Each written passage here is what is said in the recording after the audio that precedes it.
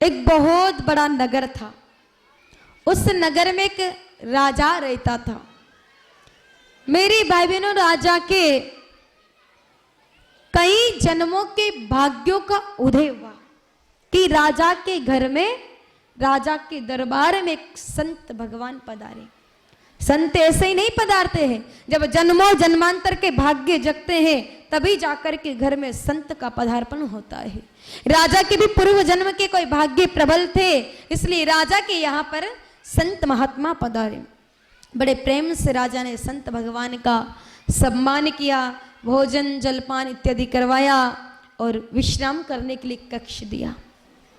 अब जैसे महात्मा जी के मन में विचार आया कि बहुत देर हो गई, अब यहाँ से चलना चाहिए, तो महात्मा जी ने सहज ही मन में विचार किया कि मैंने राजा के यहाँ का अन्न खाया है, मैंने राजा के यहाँ का पानी पिया है, तो मुझे बदले में राजा को कुछ ना कुछ देना चाहिए। और संत वही होते हैं जो हमेशा देने ही देने का भाव रखते हैं, जो हमेशा लेने ही लेने का भाव रखते हैं, वो असंत होते हैं। रामचरितमानस में तुलसीदास जी महाराज ने लिखा है, बिछुड़त एक प्राण हर ले, बिछुड़त एक प्राण हर ले, मिलत एक दुखदा ऋण दे, मिलत एक दुखदा ऋण दे। बिछुड़त एक प्राण हर ले, मिलत एक दुख दारुण दे। कि जिनके बिछुड़ने से हमको दुख हो, कष्ट हो, पीड़ा हो, कि अब ये संत हमारे नगर से जा रहे, हम सबका क्या होगा, समझ लेना वो वास्तविक संत है, वो असली संत है। और जिनके आने से हमको दुख हो कि ये नई आपत कहां से आकर के खड़ी हो गई, समझ लेना कि वो असंत है।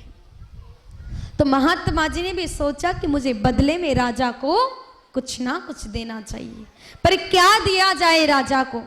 राजा के पास धन दौलत की कोई कमी नहीं है, राजा के पास नौकर चाकर की कोई कमी नहीं है, राजा के पास जमीन जायदाद की कोई कमी नहीं है। अब राजा को क्या दिया जाए। तब महात्मा जी ने विचार किया कि राजा के पास भौतिक चीजों की तो कोई कमी नहीं है, लेकिन राजा के चेहरे को देख कर के लग रहा है कि राजा ने जीवन में कभी सत्संग नहीं सुना है, तो क्यों ना राजा को सत्संग सुना दिया जाए।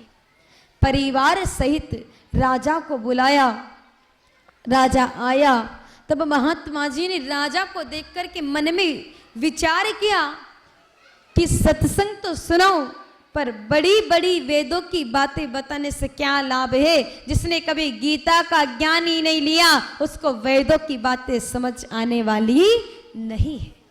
तब राजा की दिनचर्या से महात्मा जी ने बात की शुरुआत की। महात्मा जी ने राजा से 2 प्रश्न पूछे। अब ध्यान से सुनना, वो 2 प्रश्न कौन से पूछे।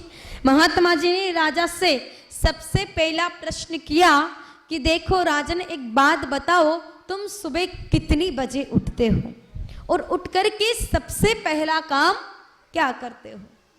अब राजा ने विचार किया, अरे पहली बार कोई महात्मा जी आए हैं, झूठ बोलूंगा तो पाप लगेगा। इसलिए राजा ने थोड़ा लाग लपेट करके कहा कि देखिए भगवान, काम इतना रहता है कि काम करते करते मुझे रात के 12 बज जाते हैं, तो मैं रात के 12 बजे सोता हूँ तो सुबह यही कई 8 बजे उठ जाता हूँ। कहा राजन, उठ करके फिर तुम सबसे पहला काम क्या करते हो। राजा ने कहा भगवान, उठता हूँ इतने तो नाश्ता तैयार हो जाता है, नाश्ता कर लेता हूँ।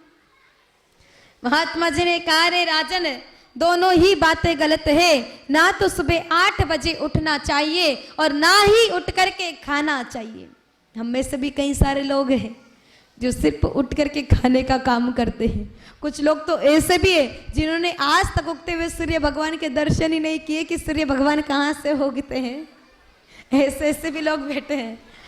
तो देखो, प्रत्येक इंसान को सुबह ब्रह्म मुहूर्त में उठ जाना चाहिए।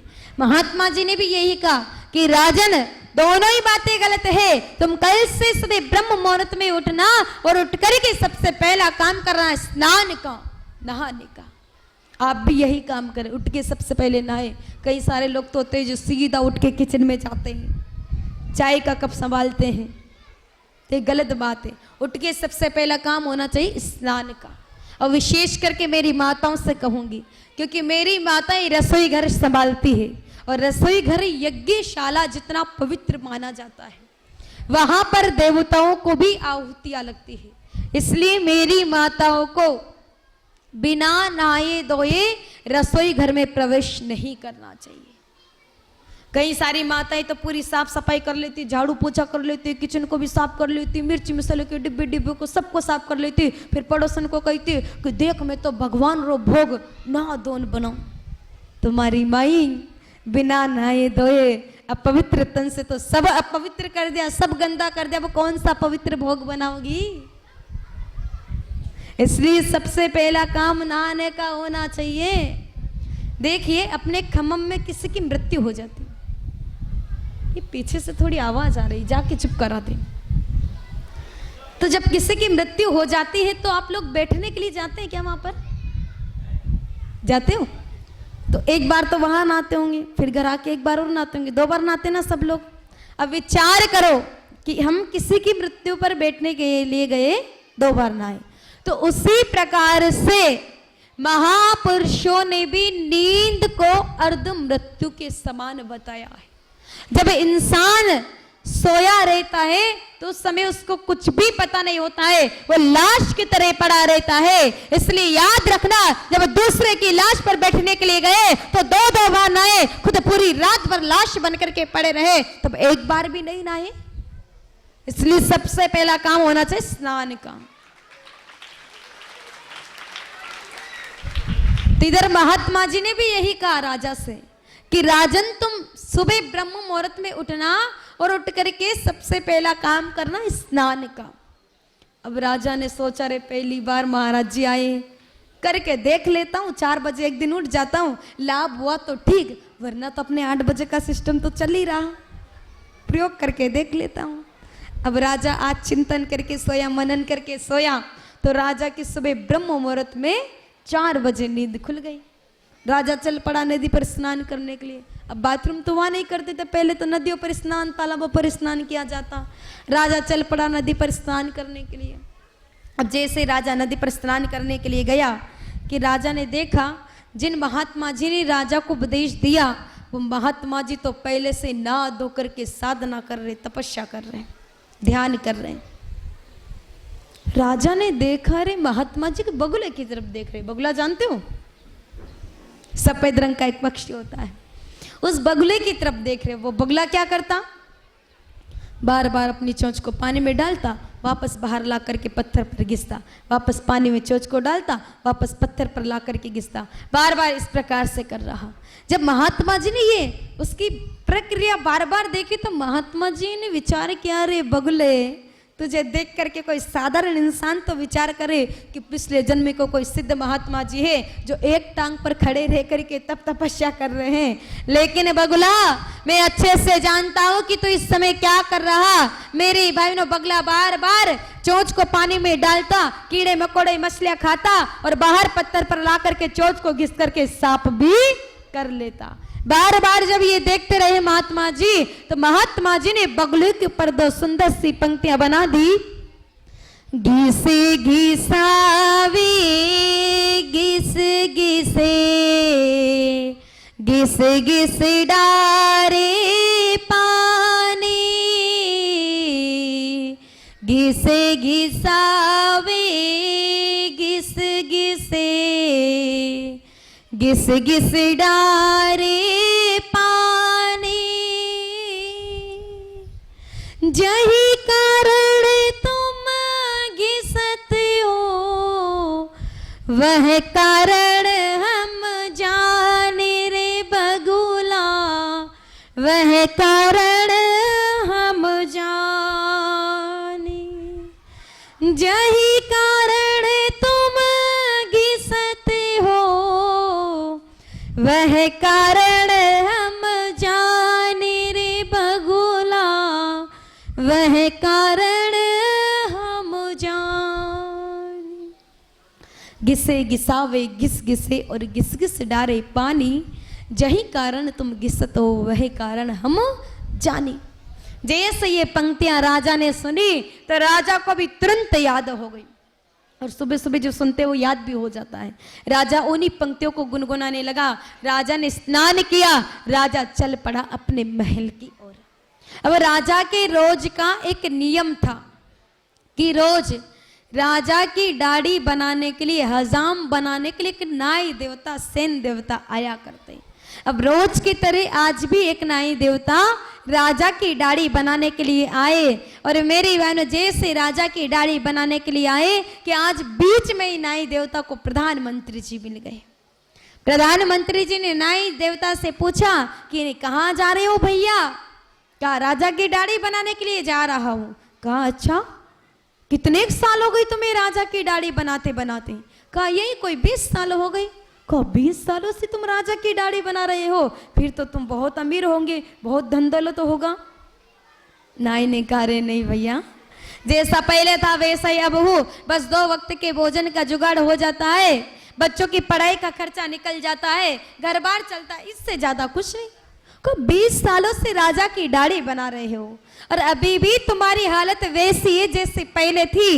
देखो नाई, मैं तुम्हें एक काम बताता हूं, अगर उस काम को तुमने कर लिया तुम भी अमीर, मैं भी अमीर। कहा प्रधानमंत्री जी वो काम कैसा है? प्रधानमंत्री ने कहा कि देखो नाई, तुम रोज राजा की दाढ़ी बनाते हो, तो एक काम करना, जो उस तरह तुम रोज राजा की दाढ़ी पर घुमाते हो वही उस तरह तुम आज राजा की गर्दन पर घुमा देना। राजा मरेगा, मैं राजा बनूंगा और इनाम में तुम्हें 1000 स्वर्ण मुद्राएं दूंगा।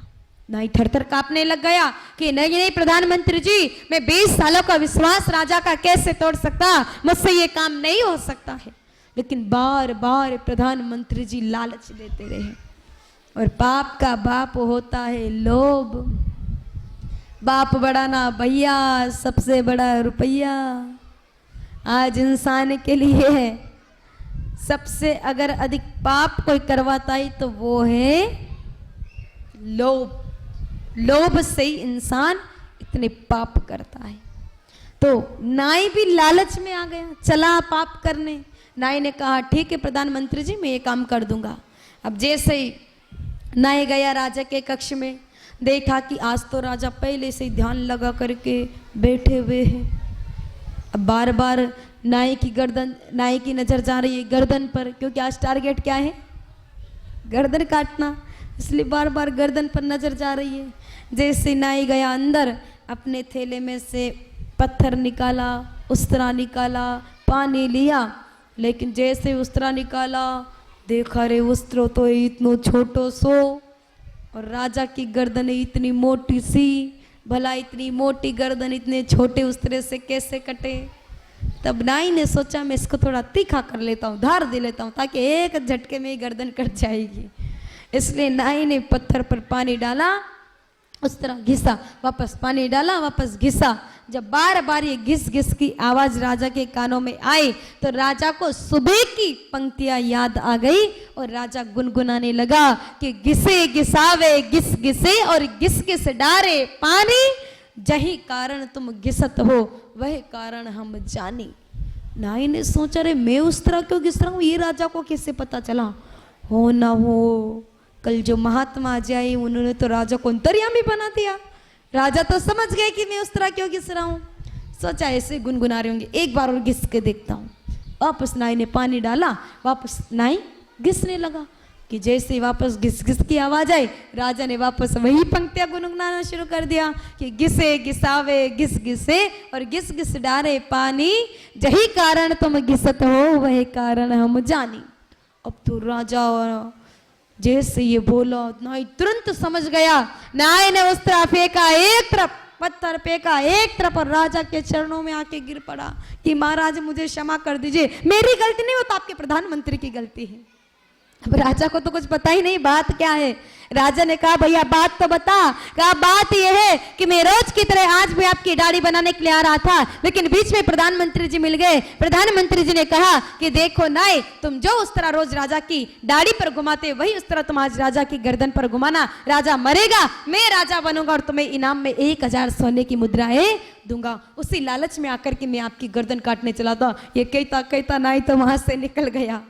अब समझने की बात यह है कि राजा को पूरी बात पता चल गई कि ये उस तरह क्यों घिस रहा था खुद की गर्दन काटने के लिए। लेकिन फिर भी राजा ने न तो नाई को सजा दी और न ही प्रधानमंत्री को। अब आप होते तो क्या करते?